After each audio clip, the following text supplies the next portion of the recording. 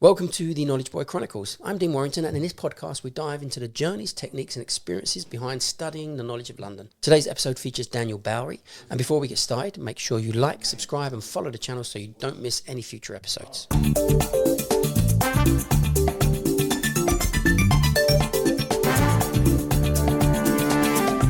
Taxi! It's nice here, isn't it? You ain't been here before? No, I ain't been in here yet. This is a nice little school. So this is our 6th or 7th school. We had 2 massive schools. The knowledge has shrunk a little bit, and this is kind of accommodates the right size now. Daniel, thank you for coming. Daniel Bowry. Yeah. Started the knowledge. For everyone listening who doesn't know, tell us your name, where you're from, and how long you've been in the knowledge. I'm Danny to most people that know me. I'm from Islington. Islington boy. Islington boy, yeah. I live in Enfield at the moment, unfortunately, because I'm a bit too close to Tottenham, but... Everyone in Islington knows Spandau Ballet. You know Spandau Ballet? Spandau Ballet, yeah. I don't know him personally. Ah, dear. You ain't a proper Islington boy. I don't know him personally, no, but I know a couple of their tunes. Yeah. What did you do before starting the knowledge? It's funny, I was a chef for 10 years. Oh, right. And McDonald's? Yeah, exactly. Yeah. Burger King only. So I was a chef for 10 years, and then I actually started the knowledge in 2013. Okay. So I started back then, and it got a bit difficult, money, stuff like that. Yeah. And my granddad, he was a cabbie. He passed away while I was doing it, so I kind of just lost my way a bit on it, and I started doing the old Daddy Lee. So yeah, I did that a bit. I thought I could do the knowledge at the same time, but it just didn't work for me at the time. Generally, there's so many people who think it is a good idea to be a PHV driver at the same time, but it actually does make the knowledge quite difficult. It's not the best job in the world to actually do the knowledge with. No, it's not. It's so hard. It's like, for me personally, I know some people do it, but... Oh, loads do it. Like then, when I was doing it, weren't really... I don't remember there being any apps or anything like that. I was doing it all paper. Yeah. And I got through all the runs, and I started doing a bit of pointing. And I never put in for the map test or anything like that, so it just sort of fizzled out. And then when my granddad passed away, and he was like a dad to me, really, and it weren't a good feeling anyway. Yeah. Just knowing that I knitted it off, sort of thing, and just I couldn't do it basically. Yeah. I weren't ready. Do you know what I mean? How old are you now? I'm 41 now. Okay. Oh, you don't look 41, so you're doing Yeah, all right. luckily, yeah. I get tired. That's going to start running out that soon. It does run out, yeah. I'll make the most of it while I can. You get a little bit older and someone says, yeah, you don't look your age, you look at least 55. You say, that's exactly right, yeah. Yeah, so, so I did that for a bit, the mini cabin and that, and then... Just my mum, a couple of people just died. All my older generation family, they all died in about 3 years. And I was at a space in my life, I was like, what am I going to do with myself? Yeah. And I make music, so I thought, I'll go do a music degree. I did that, and then I did teacher training. So I qualified as a teacher just before COVID. Yeah. And then I couldn't get a job because of COVID. All the schools were shut. No one was leaving their jobs. So it was like, And then I started again the knowledge last June. Okay. So I started the Blue Books again last June. So it's a very interesting aspect that you've raised. I mean, a music degree, I have to say, it's probably not the most, the best degree to get to actually qualify and get jobs for, because it's very, very difficult. Yeah. Teaching is better. You've got a lot of aspects in terms of teaching, but you've done these things and you've ended up with the knowledge, which is like the surefire job. Really? Yeah. Do you know what? I think, for me personally, because my granddad was a cabbie and I used to live just off the Cali Road, and I used to always go past the knowledge point and I'd see the bikes and I'd be like, oh, yeah. And part of me always wanted to do it, but it was like, I knew it was such a hard thing to do, and I was just lazy, too lazy to do it. Yeah. That's the truth. Do you know Laziness what I mean? is probably the best word to use. The knowledge itself, and people hate it when I say this, but the knowledge itself is not difficult. It's the same as digging 1,000-foot hole. That's going to take you time, but one shovel at a time. You just have to keep going. Yeah. And the knowledge is that you have to do the runs. You have to just keep going one step at a time. There is a lot of people I've met over the years and been doing this a long time, who I wouldn't consider to be geniuses at all, far from being any remote degree of talent or intelligence. And they've done it because they have the perseverance, the tenacity to get on it and do the daily routine. And that's the main thing. You've got to do the routine. It's so hard, isn't it? That's the thing. It's that literally persevering with it. It's every day. Like today, hard day. So today. cold. Hard day. Honestly, my feet are frozen, and I've been out there like for 4 hours, and wow, that's enough. I'm just like, I'm here now, and I've got a list ready for Greenwich, and I'm like, when I leave here, should I do another list? But my hot hand warmers things, they're not hot anymore. So I'm like, I'm going to get cold on the way home, but then do I do a bit of pointing on the way home, or do I just... I know it's going to snow this week, so I'm thinking if I knock out another list... Yeah. Because I ain't going to be able to go out when it snows. Well, we've all got the horror story. I was driving in Tottenham about 1 a.m. and it snowed. And I was living in Morden at the time. I had to drive to Morden. Yeah. And I remember crying. I mean, it was too much. So... Yeah, you've got to drive home safely, but you want to drive home quickly because you can't be... It's such a terrible thing. And always, knowledge students, they count their winters. How many winters did you do? Because doing the knowledge in the winter is a job and a half. And right now, none of you have got it easy. So I don't know. At the moment, it's a bit bright. Dress up warm. You could probably manage a few bits, but you got to wear it. You got to dress up warm. Yeah, I got one of them. It's got a strap on it. You put it in the microwave. Yeah. Someone bought it for me for my neck, so I get neck pain. Yeah. So it gets hot, so I'll stick it in the microwave for 5 minutes, wrap it around me, and then I've got a hot water bottle as well. I stuff that down the front. I'm all right for about an hour and a half. Yeah. And then the hot hand things, they usually stay hot, but they've run out today for some reason. So, it's so cold. I think that, and it's persevering with it. It's just, like you said, with the degree, the music degree and the teacher training, it's like, it was a lot easier for me, I think. The knowledge is just, because you're on your own in it as well, really. I know that, obviously you've got call over partners and there's other people, and especially with the group chats now, they're so good. But you still kind of got to motivate yourself. Yeah. And when you're actually doing the Blue Book runs, it tends to be a time where you are on your own. Tell us a little bit about the where you are now on the knowledge. You're on 21s now. So, so I'm on 21s. How did it go through the appearances? I started off on fire. I got through 56s, 4-0. And then I got 28s, and I had a bit of... it was difficult. 28s obviously got a bit harder on that, and the first one I scored, and then I didn't score for a couple of times, but I got through that, and I got a couple of Ds, so I got through that 4-2. I done all right, and I feel like I got lucky. I think lucky just in a sense where it's I'm doing the work, but I'm getting asked things. Yeah, well, you do need luck.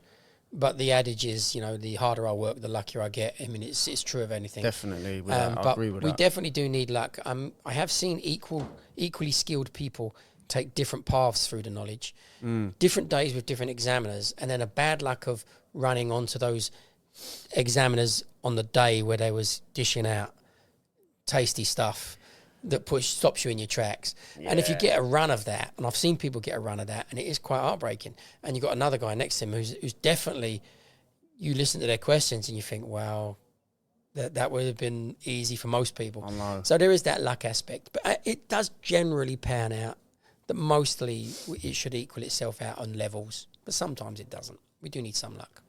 Yeah, last time I was up there last week, and I missed a Patel, and I dropped 5 points in the first question. And he's just I just about sat down, and he's rattling them off. And I'm I was just shell-shocked. Usually they let you sit down, and I was last of the day, 5 to 12 it was. And I was just, after that I crumbled. He's not today, sorry. So I'm 2-1 down at the moment. And, I'm pretty confident I'll get through it first time. But you're only 3 months away. Yeah, exactly. So I'm so I just want it so bad. I just want to get out there, to be honest. I'm just fed up of breaking. I'm painting decorating now. Oh, okay. So so that was what I was getting back to. I've gone back to that. So that's what I did when I first left school. And I did all these other things like being a chef and whatever else. And yeah, so it's just killing me, like my back. Yeah. One of these things you've touched on here is we all get this fatigue on the knowledge. Certainly, you've had a good run of appearances. You haven't done bad on appearances. But you get towards the end, and it's comparable to a marathon runner that's maybe ran the first part a little bit too fast. And we get to this end part where we think, geez, it's now about getting over the finish line, and it's so difficult. You've got to keep studying, keep maintaining your study level, maybe even try to progress even a little, but we don't progress much when we're on 21. So it's just about maintaining our level. And the motivation aspect of, I've done it now, I've done my time, I've had enough. You're trying to literally throw yourself over the line and hope you got enough left in you to just make it. It's a really funny experience that we all go through. Yeah, I know what you mean. It is a bit like that, actually. Because, you know, when you say, oh, you're on 21s, like, if you see a cabbie and he's like, how you getting on? And he's like, yeah, you're nearly done now. And you're like, I don't feel like it. It's like, I'm just trying to get there. And it's like, I feel I could be free up. But I'm 2-1 down. So, so like, just going around in my head. Like, and that's where I'm at again. And it's just points have let me down, I think, a bit. Oh, well, I don't know. There are a lot of people on the knowledge at the moment that I do think it's a little strange, especially being on 21s. I would say if I was on 21s, I would know the whole 6,000 list completely. So people don't nowadays. So they've let points slip in terms of the volume that they know. And I'm seeing people on 28s, and I'm asking them how many points they know. And they say, oh, I know about 3,000. I think, well, that's pretty much first or second 56 level 3,000. You should have the 6,000 done. Obviously, the 6,000 came in while she was already going through it. While I was at it, So I lost a few hundred from that, but I guess you don't really lose them, do you? Because they're still there, aren't they? They're just not in the TFL list. So what's your daily regime then, Dan? So if I'm working, if I'm doing painting, I'll get up about half hour earlier before I need to leave. Just call my runs quickly. Take me 25 minutes max. I can get through them pretty quick. And then I'll do 2 hours of points revision with it in my headphones. Right. But that's because the Whizzan app, obviously, it calls it for you. Yeah. So I'll just let it run automatically. Now, that doesn't always... It's not always the best thing. It's not the optimum way of doing it. It's not the optimum way. But it's better than nothing. So today what I did, I didn't know I'm not working, so I woke up, called my runs, and then I did like an hour of points revision. So I revised my latest. I think I did about 5 of my last bike lists, and then I did a little bit of the daily points list on the app. Yeah. Let me add something on that in point revision, because the absolute optimum way of revising points, the absolute top way, is having someone ask you. Having someone actually say, where is this, where is this, where is this? You are then able to sit and focus solely on where do I keep the answer, where do I keep the answer. But when you're actually pressing buttons, looking at things, there's a whole different set of things going on in the brain. So if you are able to get someone to ask you your list of points, the results are far, far better than you ever doing them on your own. But not doing them at all, not revising at all, is an absolute disaster. So you must revise wherever you've got the means to revise. Yeah, I've not been lucky in that sense where I've had someone to be able to help me like that. So I've just sort of plugged away at it on my own. Do you know what I mean? You've done well for someone who's had to do it on their own. Honestly, it's been. I mean, look, there's people that have in harder situations than me, no doubt. Do you know what I mean? So there's plenty. I'm not in the hardest situation, but yeah. So I'm doing all right, but it is difficult doing it on your own. Any interesting appearances you've had that you could tell us that we can laugh at? I don't know. What's the worst appearance you've had? The worst appearance? Well, my first appearance when I was on 28s. I was 1-0 up, and I ain't had Mr. McDowell yet. And I've been studying these runs, and I'm seeing and I'm thinking I'm pretty good around them areas.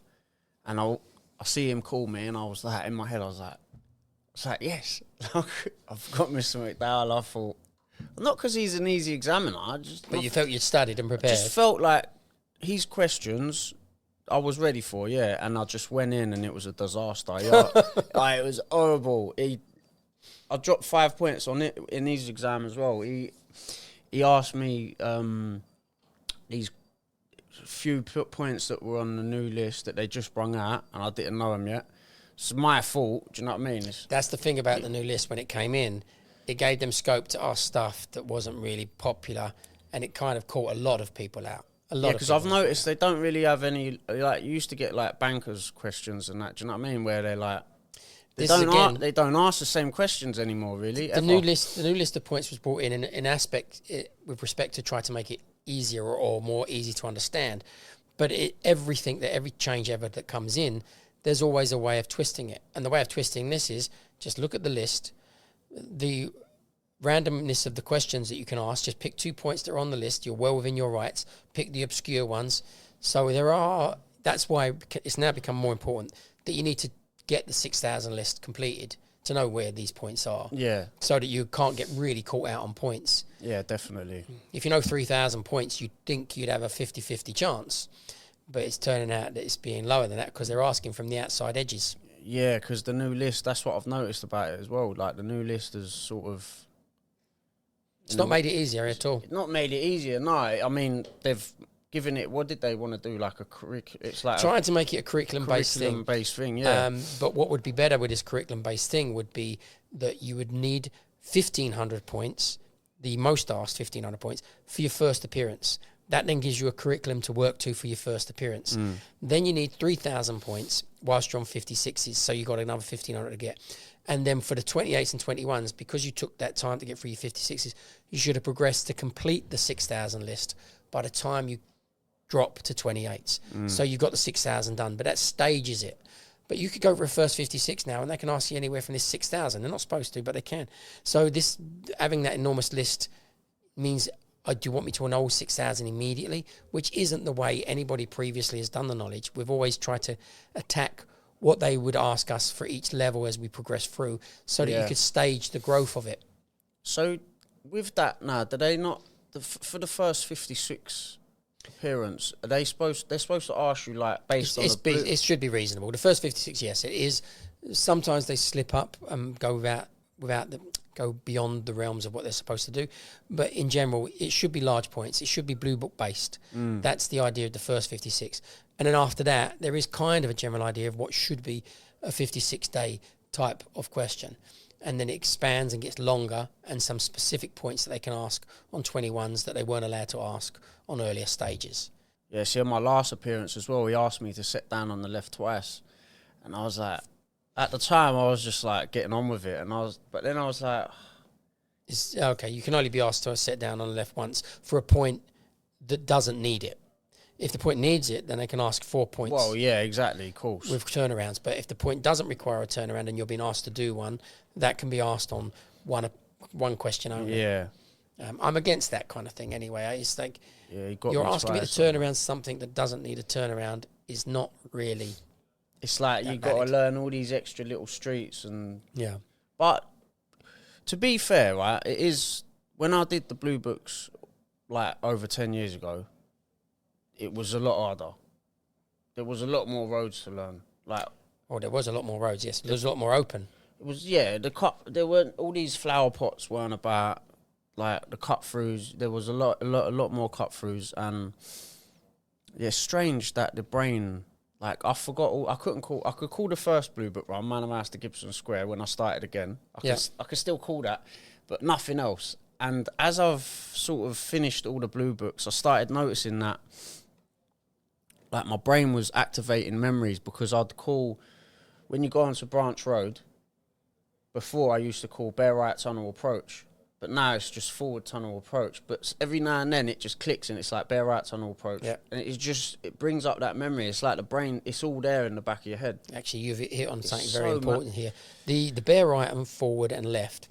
Bear Rights, we put them in the Blue Book to be descriptive so that the person who's driving the run has an idea of where the road name changed. But if the road has got no give way lines in it, then it's a forward.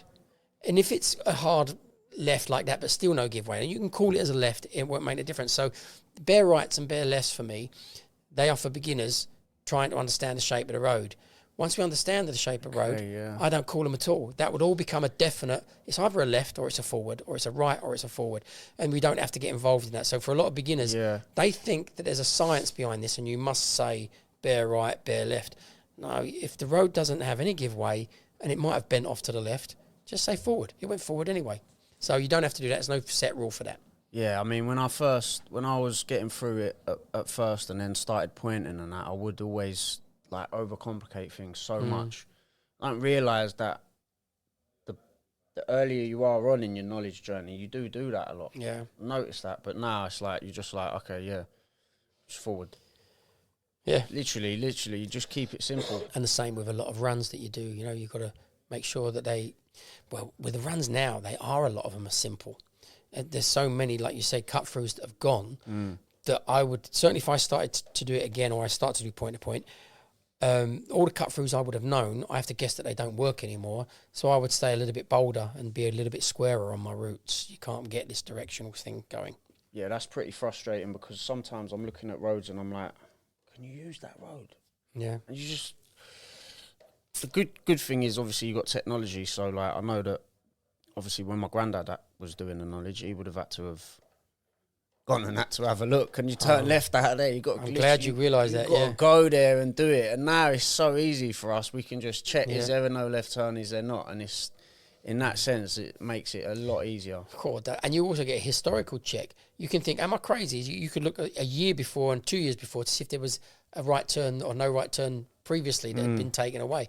But yeah, we always had to do a question when we was doing our point-to-point.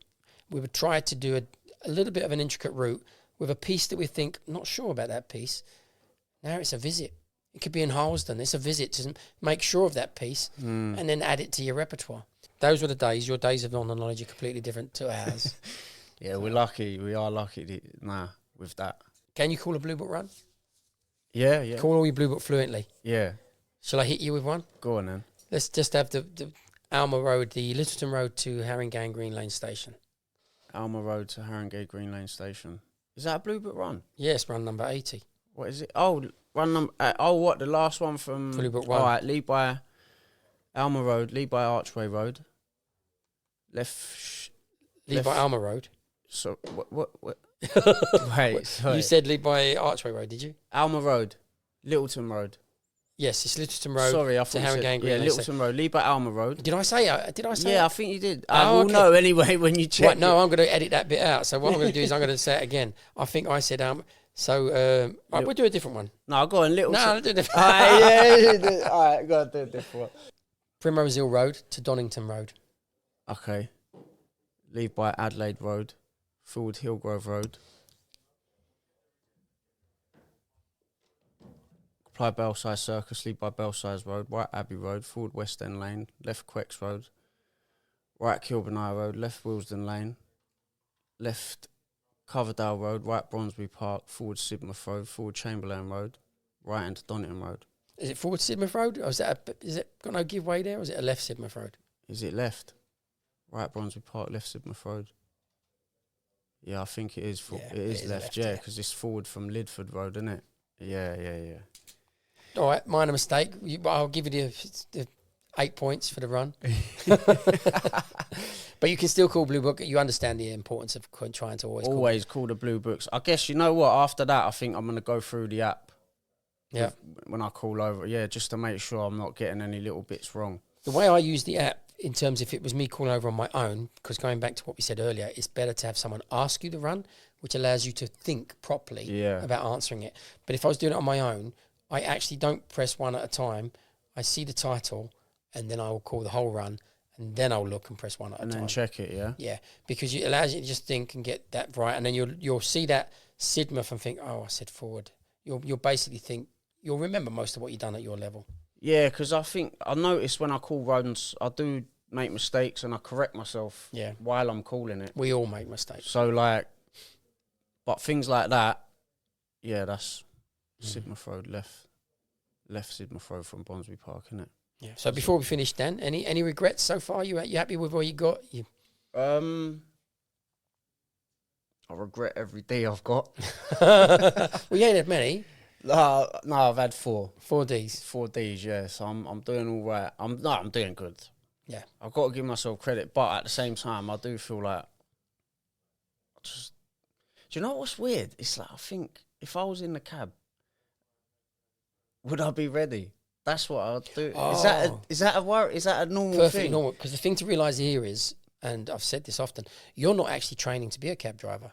You people misconstrued what you're training to be. You're training to sit in a chair and answer questions. Yeah. And once you've done that, they let you be a cab driver, and then you learn to be a cab driver completely from the beginning. You're using what you've learned in terms of road and stuff to drive around. But when you start driving the cab, if you drove it for 6 months to a year solid, you don't think of anything. I just drive around. It's easy. I take you one place to the next. When we first pass out, we're terrified and we're learning, what should I do? One of my funny things was I got to Victoria Embankment to turn right Northumberland Avenue to get to Victoria Station. And I was being very like Blue Book orientated. And I'm thinking, I'm going to sit here at Northumberland Avenue now for to try and get through the lights. It's going to take ages. Why don't I just pop down to Bridge Street and go up Victoria Street instead? And you start to weigh up things in a slightly different way out on the real world, whereas you're allowed to be very knowledge boy, blue bookish in this world. That world, you suddenly think, in actual fact, this would be better to do this right now. And it's not Blue Book run, it's not connected to point, but I can tell from the traffic, the lights, the way this is going, down there, and it'd be easier. So it's a nightmare there, isn't it? Turning right onto there. Oh, you can Northumberland Avenue lights and going up into to King Charles I Island is just absurd. But anyway, we digress. Dan, it's been excellent talking with you. I don't like to go on too long with these little That's knowledge all right. boy Yeah, chats. nice one. You're on 21s. You've got 3 months left. You'll be driving a cab soon. Maybe when you drive a cab, come back and tell us all about your experiences. Definitely, mate. I will, 100%. Thank you, Nice Daniel. one, mate. Thank you. Cheers, mate. Nice one, Dean.